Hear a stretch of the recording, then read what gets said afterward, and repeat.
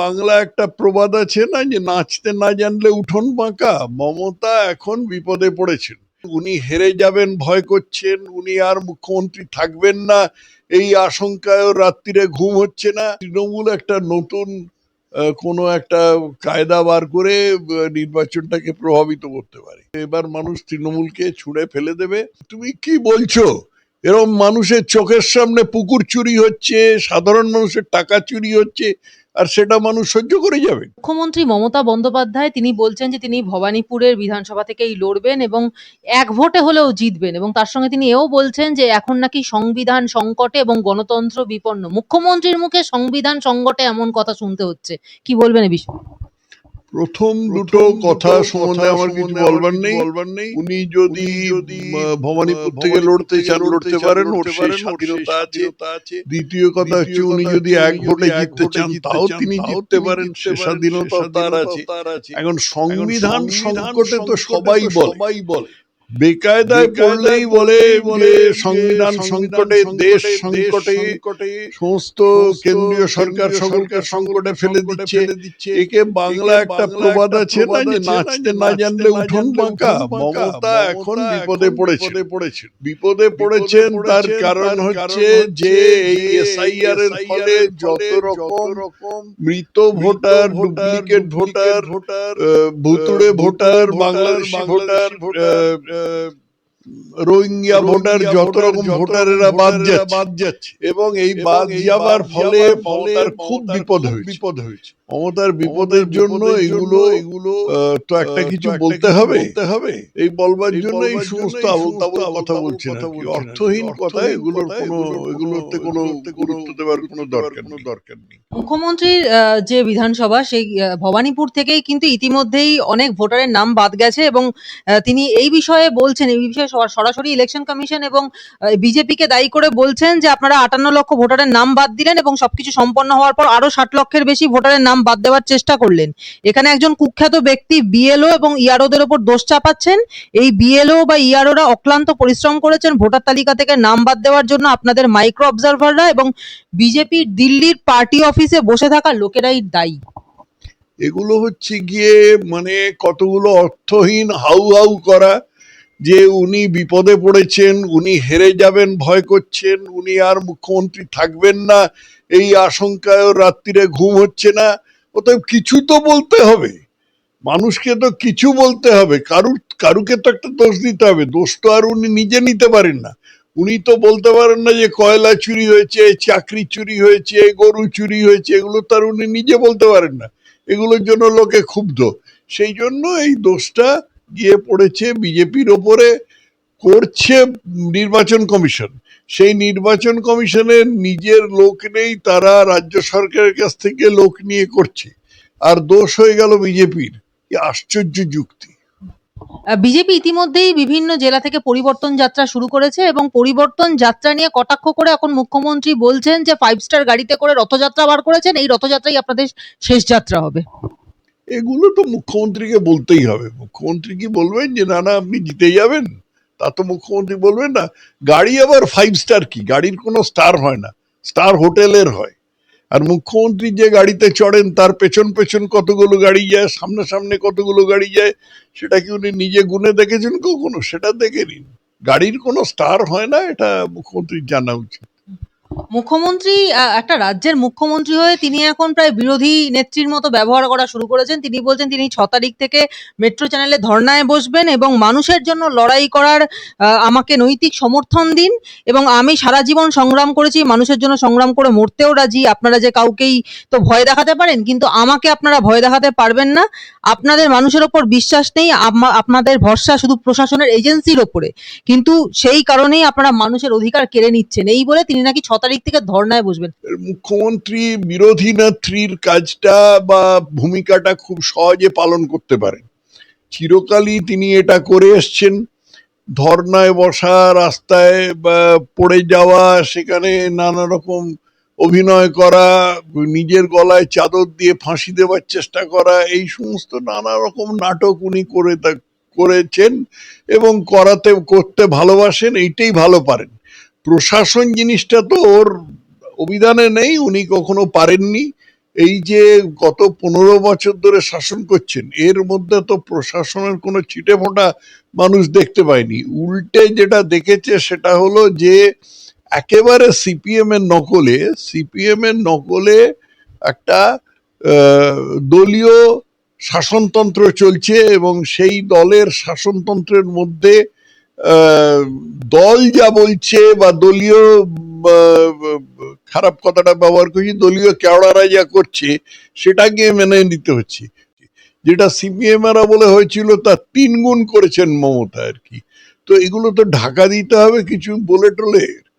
অতএব উনি এই সমস্ত অবান্তর আবোল তাবোল কথা বলছেন। স্যার, আপনার কি মনে হয় ভবানীপুরের মতো একটা গুরুত্বপূর্ণ কেন্দ্র যেখানে মমতা বন্দ্যোপাধ্যায় নিজে ভূমিকন্যা সেখানকার, সেই জায়গাটায় কি তৃণমূল এবার সত্যিই দুর্বল? এবং অন্যদিকে এই জায়গাতে, এরকম একটা হেভিওয়েট জায়গাতে বিজেপির পক্ষ থেকে কে প্রার্থী হতে পারে? মানে আপনার লিস্টে কার কার নাম আছে? আমার কোনো লিস্ট নেই, সেই লিস্টে কোনো নাম থাকার কোনো প্রশ্ন ওঠে না। আমি এখন সক্রিয় রাজনীতিতে নেই, রাজনীতির খবর রাখি এইমাত্র, এবং তার সম্বন্ধে মাঝে মাঝে মন্তব্য করি সোশ্যাল মিডিয়াতে। অতএব কারুর কে দাঁড়াবে বিজেপির তরফ থেকে সে বিষয়ে আমার একেবারেই কিছু বলবার নেই আর কি। একমাত্র যেটা বলবার সেটা হলো যে ভবানীপুর অত্যন্ত গুরুত্বপূর্ণ কেন্দ্র। সেখানে মমতা দাঁড়িয়েছিলেন আগের বার, প্রথমে নন্দীগ্রামে হেরে গিয়েছিলেন, নন্দীগ্রামে হেরে গিয়ে তারপরে দ্বিতীয়বার ভবানীপুরে দাঁড়িয়ে জিতেছিলেন। অতএব ভবানীপুর একটা ডবল গুরুত্ব কিন্তু পূর্ণ কেন্দ্র বলা যায়। সেখানে তারপর যা হবে হবে। আপনি দীর্ঘদিন ভারতীয় জনতা পার্টিতে ছিলেন এবং সেখানে বর্তমানে মানে সেই পার্টি সম্বন্ধে যথেষ্ট খোঁজ খবর রাখেন। তো আপনার কি মনে হয় এই পার্টি এখন সংগঠন যেরকম সাংগঠনিক শক্তি দেখা যাচ্ছে সেটা কি অনেক বেশি, মানে আগের থেকে অনেক বেশি তো ভালো হয়েছে? 2021-এর চাইতে 1000 গুণে ভালো হয়েছে। 2021-এ ঘটনাচক্রে কিছু খুব বাজে লোকের হাতে দলের পরিচালন, বিশেষ করে নির্বাচন পরিচালন ব্যবস্থাটা গিয়ে পড়েছিল। যারা প্রার্থী নির্বাচন থেকে আরম্ভ করে সংগঠন তৈরি থেকে আরম্ভ করে সমস্ত যত রকম আহ, নির্বাচনে যত পদক্ষেপ আছে প্রতিটি পদক্ষেপই ভুল করেছিলেন। তো সেই অবস্থা তো এখন আর নেই, এবং সেই যে ভুলগুলো করেছিলেন সেই ভুলগুলো ইচ্ছাকৃত ভুল না ভুলই, এটা আমি বলতে পারবো না। তো সেই অবস্থা এখন আর নেই।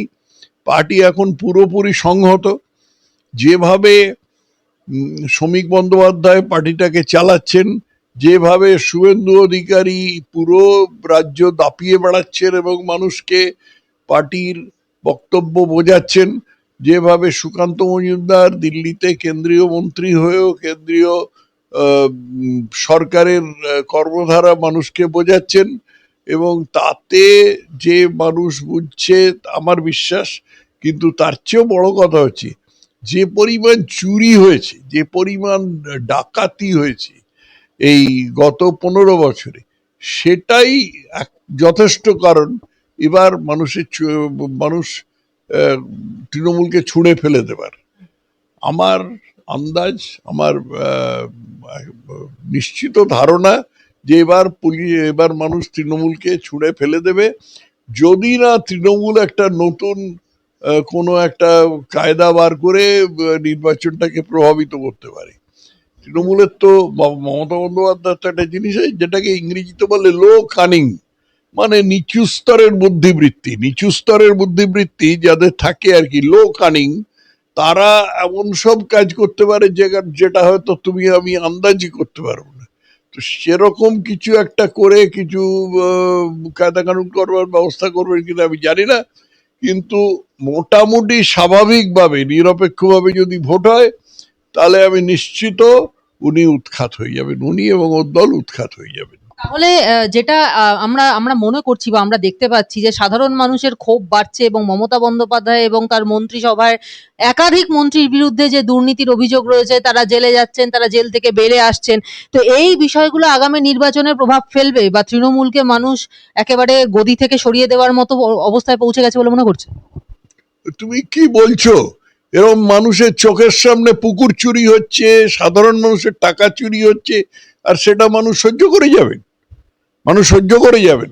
আমি তো সেই একটা তালিকা বানিয়েছিলাম, সে তালিকাটা না দেখে না এখন আমার মুখস্থ হয়ে গেছে যে চাকরি চুরি।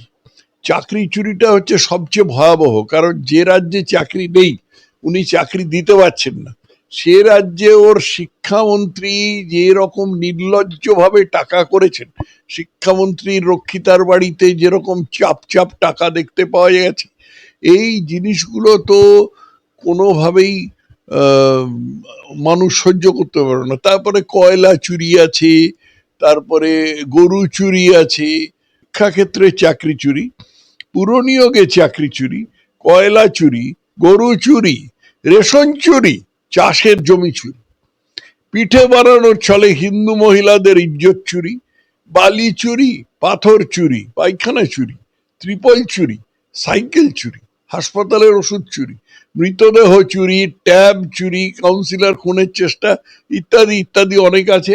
আর এর ওপরে আছে উন্মত্ত সংখ্যালঘু তোষণ। এইসব জিনিস কি মানুষ সহ্য করবেন? আমার মনে হয় না মানুষ সহ্য করবেন। তৃণমূলের সর্বভারতীয় সাধারণ সম্পাদক অভিষেক বন্দ্যোপাধ্যায় তিনি বলেছেন যে এবারে নাকি বিজেপির আসন সংখ্যা 50-এর নিচে নেমে যাবে এবং যদি এক ভোটেও হয় তাহলেও তৃণমূল জিতবে, তৃণমূলের এবার ভোট এবং আসন দুটোই বাড়বে। এবং অন্যদিকে যেটা পরিস্থিতি, তাতে কি মনে হয় আপনার যে আগামী নির্বাচনে তৃণমূল, আপনি এক্ষুনি যে মানে পরিসংখ্যানটা দিলেন বা যে খতিয়ানটা দিলেন, সেটা থেকে বোঝা যাচ্ছে যে তৃণমূলের আসন সংখ্যা এবার সত্যিই কমবে। তাহলে কি এবার বিজেপি এককভাবে সরকার গঠন করতে পারবে বলে আশা রাখেন? পশ্চিমবঙ্গের রাজনীতি দ্বিমাত্রিক বা বাইনারি, হয় এই দল হবে নয় ওই দল হবে, তৃতীয় দল চতুর্থ দলের কোনো জায়গা নেই। এই সিপিএম বা কংগ্রেসের কোনো জায়গা নেই এই মুহূর্তে, কারণ প্রধান সরকারে আসীন দল হচ্ছে তৃণমূল, আর প্রধান বিরোধী দল হচ্ছে বিজেপি। যা হবে এই দুটো দলের মধ্যেই হবে। এবং স্বাভাবিকভাবে যেটা আমি এতক্ষণ ধরে বললাম, সেটার পরিপ্রেক্ষিতে বিজেপির ক্ষমতায় আসা উচিত যদি স্বাভাবিক এবং নিরপেক্ষ নির্বাচন হয়। আমরা দেখলাম যে অমিত শাহজি আসলেন এবং তিনি রায়দিঘির সভা থেকে ৩টে খুব গুরুত্বপূর্ণ ফ্যাক্টর পশ্চিমবঙ্গের মানুষের সামনে তুলে ধরলেন। তার একটা হচ্ছে যে মানে যে ষষ্ঠ পে কমিশনের হিসাবে এখানে সরকারি চাকুরিরা বেতন পান, কিন্তু যদি বিজেপি সরকার গঠন হয় তাহলে ৪৫ দিনের মধ্যে সপ্তম পে কমিশনের হিসাবে বেতন দেওয়া হবে। ২ হচ্ছে যে শূন্য পদে যে সমস্ত সরকারি শূন্য পদ সেগুলোতে নিয়োগ হবে। এবং ৩ হচ্ছে যাদের বয়স পেরিয়ে গেছে চাকরির, সেখানে ৫ বছর আরো গ্রেস দেওয়া হবে। এই ৩টে বিষয় খুব গুরুত্বপূর্ণ। সেগুলো কি আপনার মনে হয় যে ভোটের ক্ষেত্রে বড় ফ্যাক্টর হবে বিজেপির ফরে? না, হবে না? এটা কি বলার অপেক্ষা রাখে? অবশ্যই হবে। মমতা যে এই ভাতা ভাতা ভাতা বলে চেঁচাচ্ছি, ভাতা বলে কেন চেঁচাচ্ছি? চাকরি দিতে পারবে না বলে ভাতা দেবে বলে চেঁচাচ্ছি আর কি। তো সেইটাতে মমতা আশা করছে সেটা একটা ফ্যাক্টর হবে। আর অমিত শাহ এত বড় বড় একটা তিনটে অত্যন্ত গুরুত্বপূর্ণ ঘোষণা করে গেলেন, এগুলো ফ্যাক্টর হবে না? অবশ্যই ফ্যাক্টর হবে। একটা শেষ প্রশ্ন করছি যে এবছর কি পশ্চিমবঙ্গে নির্বাচন কমিশন সবচেয়ে কঠিন ভোট করাতে চলেছে? এ কথা আমি বলতে পারবো না। সবচেয়ে কঠিন ভোট কবে হয়েছে? সেই 1971-72-এর সময় যখন প্রচন্ড খুনোখুনি হতো, সেই সাঁইবাড়ির ঘটনা হয়েছিল। তারপরে যখন আরো বিভিন্ন সময় সব ইয়ে গুলো হয়েছিল, সেগুলোর চাইতে এটা কত ইয়ে আমি জানি না, কিন্তু চেঁচামেচি সবচেয়ে বেশি হয়েছে এ সম্বন্ধে আমি মোটামুটি নিশ্চিত, নিঃসন্দেহ। মানে কোনো সরকারে আসীন দল এরকম গলা ফাটিয়ে চিৎকার করছে এবং বলছে এর দোষ, তার দোষ, অমুকের দোষ, নিধিরামের দোষ, সকলের দোষ, ও পাড়ার কানুগোয়ালার দোষ, কিন্তু আমাদের দোষ না। আমরা চাকরি চুরি করিনি, আমরা টাকা চুরি করিনি, আমরা গরু চুরি করিনি, আমরা কয়লা চুরি করিনি। এই জিনিসটা এইবারের নির্বাচনে একটা বিশেষ ভূমিকা পালন করবে। মানুষ সেটা কিভাবে দেখবেন সেটা তো তাদের উপরে।